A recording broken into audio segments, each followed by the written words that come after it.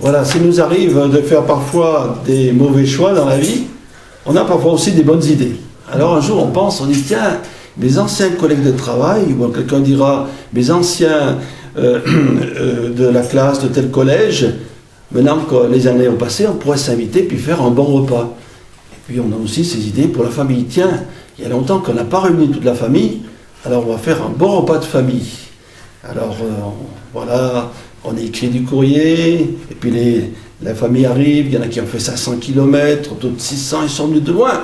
Mais on va passer un bon moment, c'est formidable, on va discuter, on va se rappeler des bons moments qu'on a passés ensemble, on regarde les photos des enfants, tout cela, et puis on parle aussi de la vie d'aujourd'hui, des projets, des difficultés, tout cela. C'est quand même bon de se retrouver ensemble. Et aujourd'hui, tant que nous allons parler de ce sujet, le dernier repas de Jésus, avant la Pâque. Voilà, Jésus a pris un repas avec ses disciples, et là il s'est passé bien des choses dans ce repas. Alors, on pourrait lire dans l'évangile de Luc, au chapitre 22, à partir du verset 7, quelques versets qui seront commentés, et puis on continuera dans ce chapitre 22 de Luc. Il y a dans le Nouveau Testament les 3 évangiles qui nous parlent de cette dernière Pâque de Jésus avec ses disciples. Et juste avant ces événements, il y a eu quand même quelque chose d'intéressant, c'est que Marie, la sœur de Marthe et de Lazare, eh bien, elle a versé un parfum de grand prix sur les pieds de Jésus, et cela c'était juste donc avant ce repas, et Gethsémane, et l'arrestation de Jésus et sa crucifixion. Alors on peut lire donc au chapitre 22 de Luc, au verset 7, quelques versets.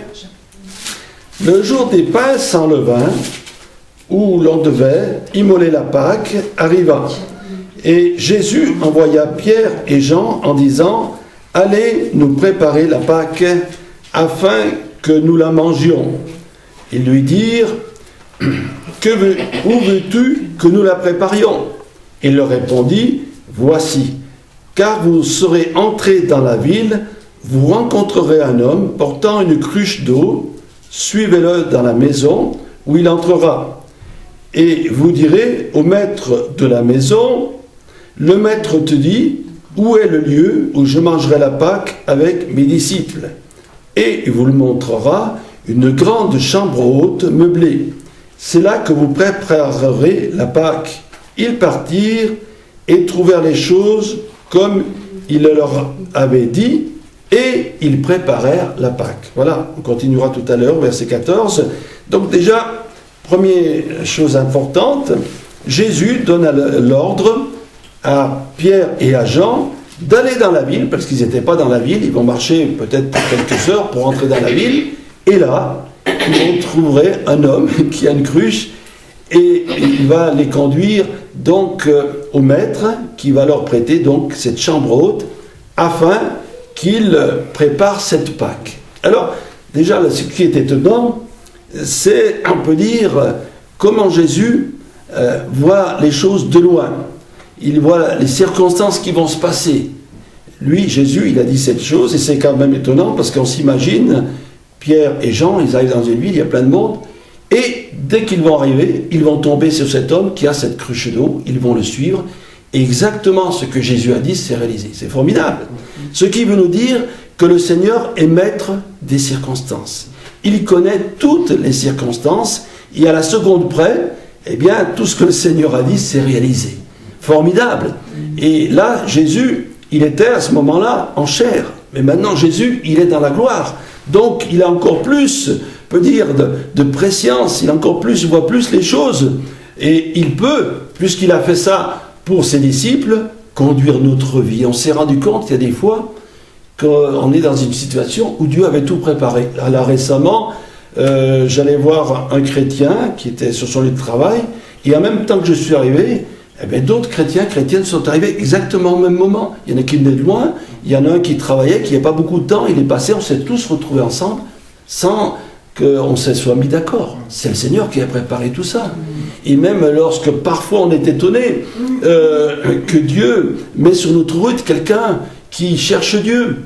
Il y a ce témoignage de cet homme de Dieu qui, prenant l'avion, allait dans un pays, et puis l'avion atterrit sur un aérodrome parce qu'il y avait du brouillard. Et là, alors qu'il était assis, il parle à quelqu'un, et il parle à un hindou. C'était un homme qui cherchait Dieu depuis longtemps.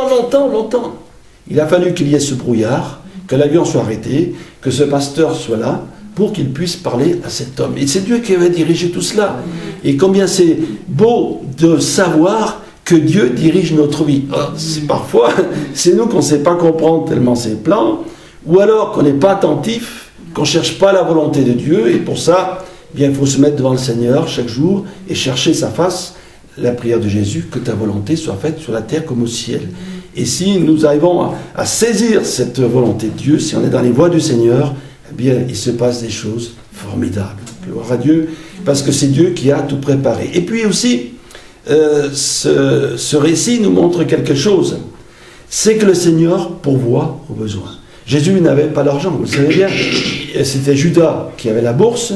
Lui, il se servait déjà, il pouvait aller dans la bourse. Et en plus, l'argent qu'il y avait, c'était pour les pauvres. Il faut savoir que Jésus, il donnait pour les pauvres, puisque Jésus est l'exemple parfait.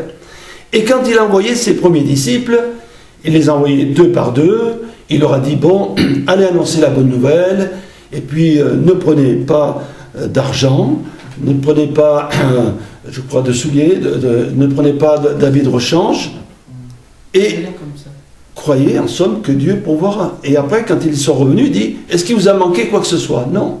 Donc, ils sont partis. Donc, quand Jésus les a envoyés 2 par 2, et le Seigneur a pourvu tous leurs besoins. Alors, nous devons croire aussi que le Seigneur pourvoit à nos besoins. Alors, cette première partie du texte nous montre cela. On va continuer au verset 14, toujours dans le même chapitre. L'heure étant venue, il se mit à table et les apôtres avec lui. Il leur dit, j'ai désiré vivement manger cette Pâque avec vous avant de souffrir, car je vous le dis, je ne la mangerai plus jusqu'à ce qu'elle soit accomplie dans le royaume de Dieu. On s'arrête simplement là. Donc ils se mettent à table, ils ont tout préparé, les apôtres, c'était la Pâque. Alors on se rappelle bien sûr la Pâque, c'était la sortie d'Égypte, et on faisait un repas à cette occasion, on tuait un agneau, et sûrement Pierre et Jean, ils ont préparé un agneau, et c'est plus tard que Jésus est venu avec les 10 autres disciples qu'il restait. Ils se sont mis à table, et ce que dit Jésus, c'est intéressant. J'ai désiré vivement manger cette Pâque avant de souffrir. Voilà, j'ai désiré vivement. C'est étonnant de la part du Seigneur. Comme si le Seigneur appréciait d'être avec ses disciples. Voilà, on sent là vraiment le Seigneur qu'il a besoin d'être entouré de ses disciples. Jésus, il sait que dans quelques heures, il va être condamné à mort, qu'il va souffrir sur la croix. Les apôtres n'ont pas bien compris cela, ils le comprendront plus tard. Et quand il dit « j'ai désiré vivement », eh bien, je sens l'attachement du Seigneur pour ses disciples. Je vois, on peut dire, la douceur de Christ. Je vois un amour fort, un amour d'amitié, mais un amour vraiment attachant. Je sens que Jésus est attaché à ses disciples et qu'il est heureux que les disciples soient avec lui. Parce qu'il, non seulement, il va être arrêté, il va être crucifié, mais n'oublions pas, il va porter nos péchés à la croix. Il va être séparé pendant un temps de Dieu, puisqu'il va dire, mon Dieu, pourquoi m'as-tu abandonné? À cause des péchés qu'il va prendre sur lui, il va être abandonné. Il va s'identifier comme pécheur, lui, le Fils de Dieu, le Saint, le Juste. Et ça, c'était seulement le plus difficile. Bon, mourir sur la croix, c'est difficile. Les brigands aussi mouraient sur la croix. Mais porter les péchés, c'était autrement plus difficile. Et là, Jésus avait besoin d'un soutien. Et là, j'ai trouvé ce verset très beau. Jésus, qui, on peut dire, réclame la présence de ses disciples. Lui qui a toujours donné, lui qui a été vers les autres, on dirait qu'il a besoin des autres à ce moment-là. Jésus, à ce moment-là, est fait homme. Il n'est pas encore dans la gloire. Donc, il a un corps comme nous et il a besoin de l'entourer. Et ça nous parle de la communion fraternelle et de la nécessité parfois de nous retrouver avec des frères et sœurs. On pense à des chrétiens qui sont malades, par exemple, ou qui sont dans une situation difficile. Ils ont besoin d'être entourés. Même si on ne dit rien, il y a cette présence. Et là, on se fait du bien. Et j'ai parlé tout à l'heure de lorsqu'on fait un repas de famille, on se fait du bien quand même. Hein. Il y a des moments où on a besoin, d'ailleurs c'est ce que Jésus a dit, hein, car je vous dis, je ne mangerai plus jusqu'à ce qu'elle soit accomplie dans le royaume de Dieu. Je désire vivement manger cette Pâque avec vous avant de souffrir. Voilà, avant de souffrir. Et il ne faut pas oublier qu'après cela, il va y avoir Gethsémane. Donc Jésus, il est heureux de retrouver ses disciples pour ce repas. On continue au verset 17. Et ayant pris une coupe et rendu grâce, il dit, prenez cette coupe et distribuez-la entre vous. Car, je vous le dis, je ne boirai plus désormais du fruit de la vigne jusqu'à ce que le royaume de Dieu soit venu. Alors, là, on va bien détailler les choses. C'est des choses qui vont paraître étonnantes. Ça, c'est pas la coupe de la Sainte Seine. C'est la coupe d'action de grâce. Dans les repas, avant, d'abord, on ne mettait pas d'assiette, alors c'était pratique. Par contre, c'était difficile à préparer la viande, il n'y avait pas les fours électriques. Mais on mettait un grand plat et chacun se servait comme ça. Hein. Donc, il a pris la coupe et l'a rendu grâce. C'est comme quand on prie à table pour rendre grâce au Seigneur. Mais là, on appelle ça la coupe de bénédiction. Et peut-être dans ces actions de grâce, il y a aussi le fait de demander la bénédiction de Dieu ou de remercier le Seigneur pour ses bénédictions. Voilà, ça c'est la première coupe. Et nous verrons après qu'il y a une seconde coupe. Voilà. Donc, il dit, prenez cette coupe et distribuez-la entre vous. Donc, la coupe circulait, peut-être il buvait un peu, puis il faisait circuler la coupe. Hein. Alors maintenant, on va lire au verset 19, toujours au verset 19, Jésus, ensuite il prit du pain, et après avoir rendu grâce, il le rompit et le donna en disant, ceci est mon corps qui est donné pour vous, faites ceci en mémoire de moi. Il prit de même la coupe, après le souper, et la leur donna en disant, cette coupe est la nouvelle alliance en mon sang qui est répandue pour vous. Alors, il prend du pain, il le rompt, et après l'avoir rompu, il le donna en disant, ceci est mon corps qui est donné pour vous. Voilà, là, c'est là que Jésus va vraiment nous parler de ce repas spirituel, hein, Jésus a dit que je suis le pain de vie. Et pourquoi il prend l'image du pain? Parce que le pain, on le mange et on l'assimile. Et Jésus, et ça devait être difficile pour les gens de son époque parce qu'ils n'avaient pas l'habitude de faire des comparaisons. Hein. Ils disaient les choses telles qu'elles. Jésus, lui, prend des images pour expliquer quelque chose. Et il dit, je suis le pain de vie. Et là, il veut dire en somme que nous devons nous assimiler Christ dans notre cœur. Hein. Quand on mange du pain, pour notre corps, notre âme a réellement besoin de Christ. Et plus nous recevons Christ en nous, plus c'est une nourriture spirituelle, et plus notre foi, elle va grandir. Et puis ensuite, il est dit, il prit de même la coupe après le souper. Voilà, c'est la deuxième coupe. En réalité, parfois, il y avait 3 coupes qui circulaient. Une pour la bénédiction, peut-être une pour le repas. Et c'est là la coupe qu'on dit la coupe de la Sainte Seine, après le souper, voilà. Il leur donna en disant, cette coupe est la nouvelle alliance en mon sang qui est répandue pour vous.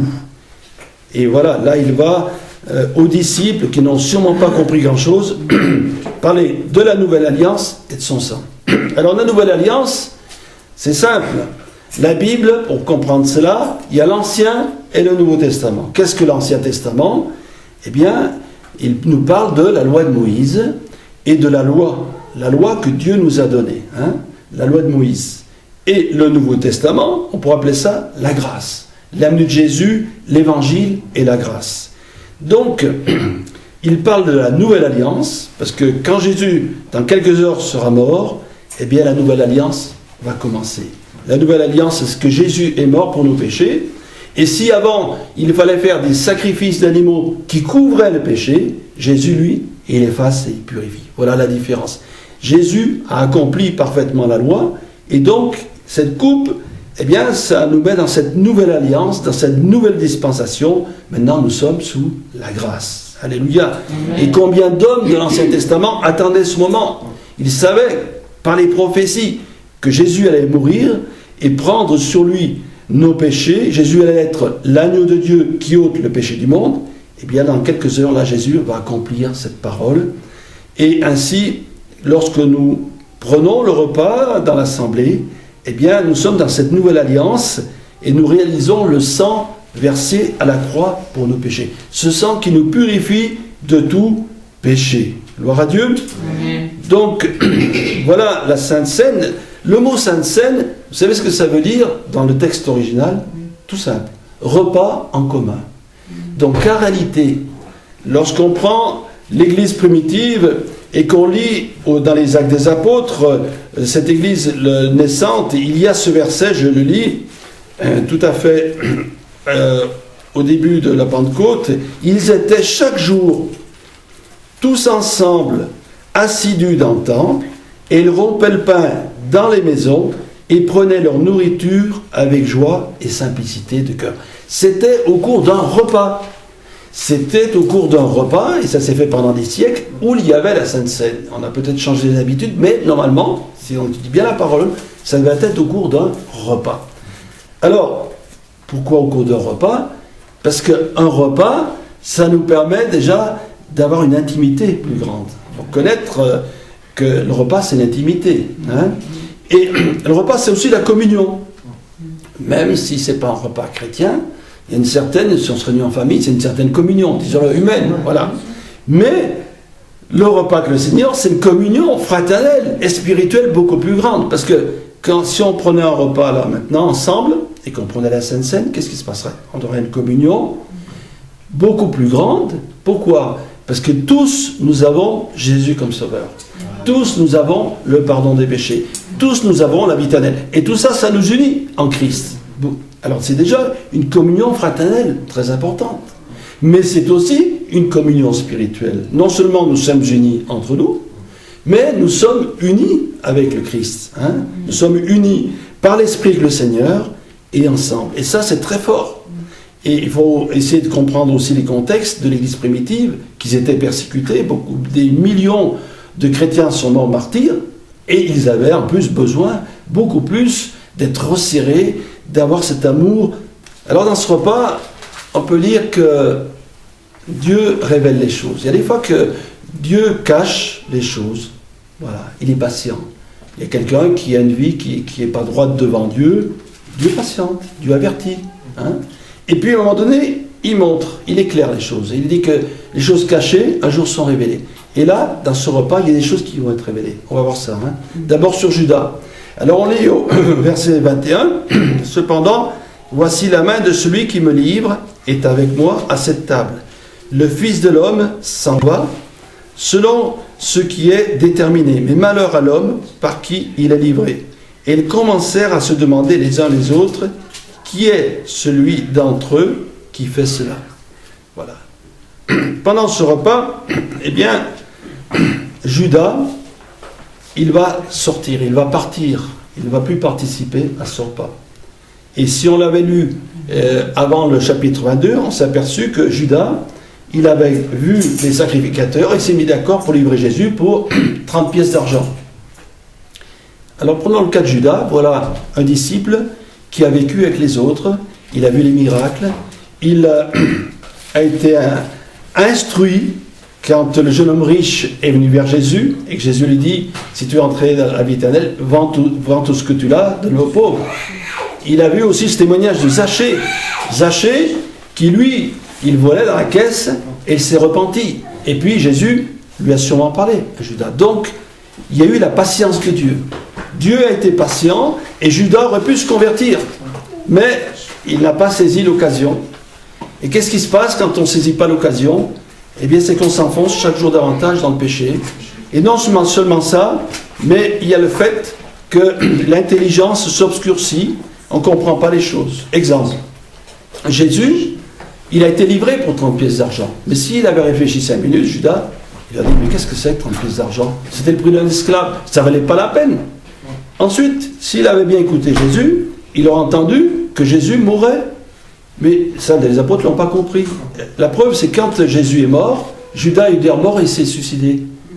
Donc, il n'avait pas pris conscience que Jésus allait mourir. Peut-être ils ont dit, ils vont l'arrêter, tout cela, je recevrai 30 pièces d'argent.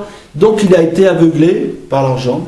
Et malheureusement, eh bien, son âme est perdue. Alors, Dieu fasse que ceux qui entendent l'Évangile et qui réalisent leur péché, leur misère, s'engagent avec les Seigneurs. C'est important.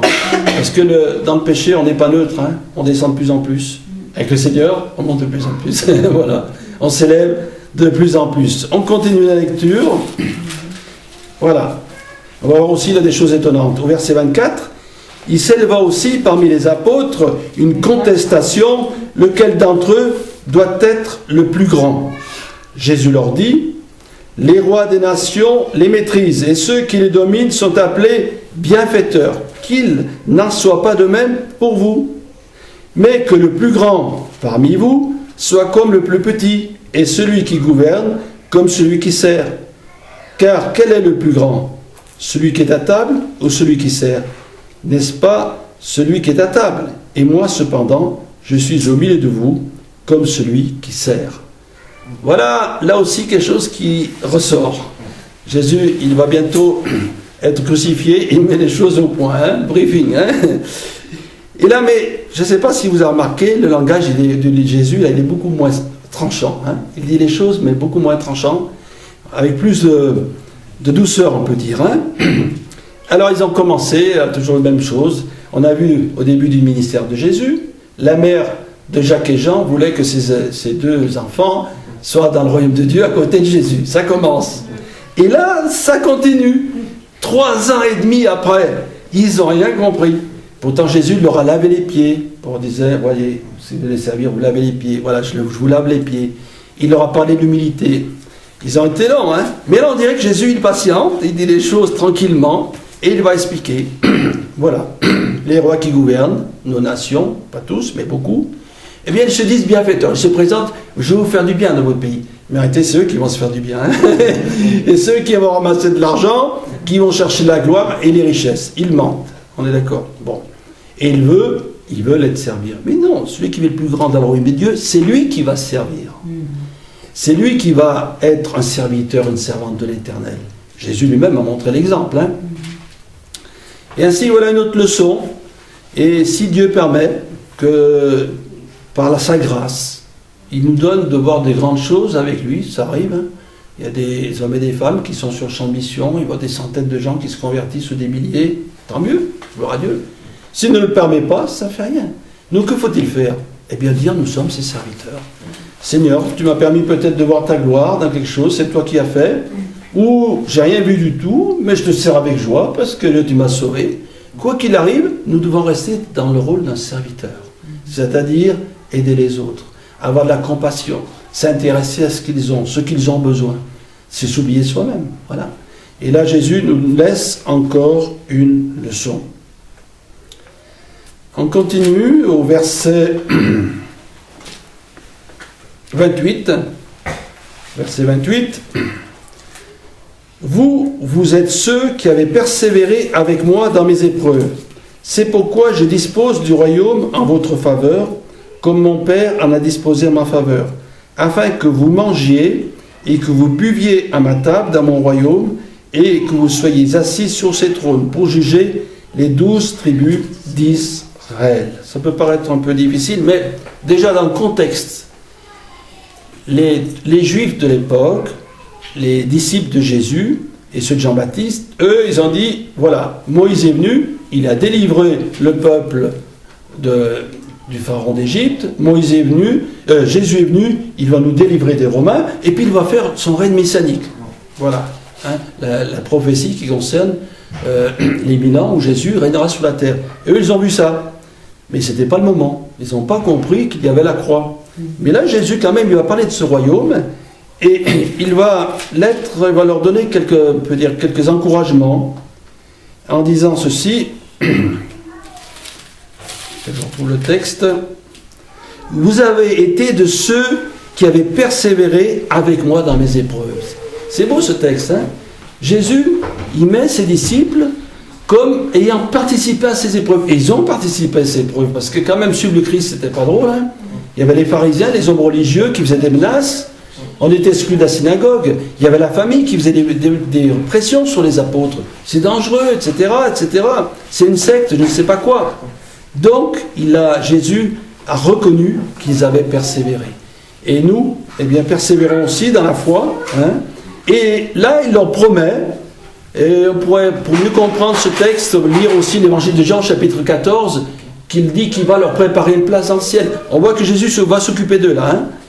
Mais quoi qu'il arrive, les apôtres, eh bien, on les reverra dans le ciel. Ils auront seulement une place importante. Hein. Et chaque chrétien aura une place dans le ciel. Je ne sais pas comment Dieu fera. Mais quoi qu'il arrive, Jésus se souvient de ses apôtres. Voilà. On peut continuer au verset 31. La dernière phase de ce repas. Le Seigneur dit, Simon, Simon, Satan vous a réclamé pour vous cribler comme le froment, mais j'ai prié pour toi, afin que ta foi ne défaille point, et toi, quand tu seras revenu, affermis tes frères. Seigneur, lui dit Pierre, je suis prêt à aller avec toi, et en prison, et à la mort. Et Jésus lui dit, Pierre, je te le dis, le coq ne chantera pas aujourd'hui, que tu m'aies renié 3 fois de me connaître. Là, voilà. Et là, ici, Jésus, il connaît le plan et les attaques de Satan. Voilà ce qui est intéressant de savoir. Jésus savait que Satan allait cribler tous ses disciples. D'ailleurs, on l'a vu. Judas, paf, Satan entre en lui. Pierre, il va renier. Sur les 10 apôtres qui restent, il y en a 9 qui vont complètement abandonner le Seigneur. Il y a Jean qui sera auprès de Jésus à la croix. Et tous, les apôtres, là, ils vont rester dans la peur. Ils s'enferment là, lorsque Jésus va leur apparaître ressuscité. Donc, la chose importante, c'est que Jésus connaît les plans du diable, les attaques qu'il va accomplir, et il avertit son peuple, il avertit ses enfants. Et si nous savons bien écouter le Seigneur, il va nous avertir qu'il y a un danger, qu'il y a telle chose. Et ça vous arrive sûrement à vous, moi ça m'est arrivé, que j'ai été averti par l'adversaire, qu'il y avait quelque chose qui se passait. Alors qu'est-ce qu'on fait? On prie le Seigneur, hein, et soit on est averti par le Saint-Esprit, soit un chrétien écoute, j'ai prié pour toi, mais tu as un problème là quelque part, tu as quelque chose là. Et j'ai prié pour toi, quel est ton problème? Voilà. Et même des chrétiens peuvent savoir le problème qu'on a, parce que le Saint-Esprit les révèle. Donc c'est bon de savoir que le Seigneur, il connaît les attaques de l'adversaire qui vont sur nos vies, et il agit. Qu'est-ce qu'il fait? J'ai prié pour toi, dit Pierre, afin que ta foi ne défaille point. Donc le Seigneur, il prie pour nous. Il voit lorsque nous sommes attaqués par l'adversaire de notre âme, par une tentation, par différentes choses, même par toutes sortes de choses. Et il va intercéder pour nous. Et la prière de Jésus, elle est très efficace.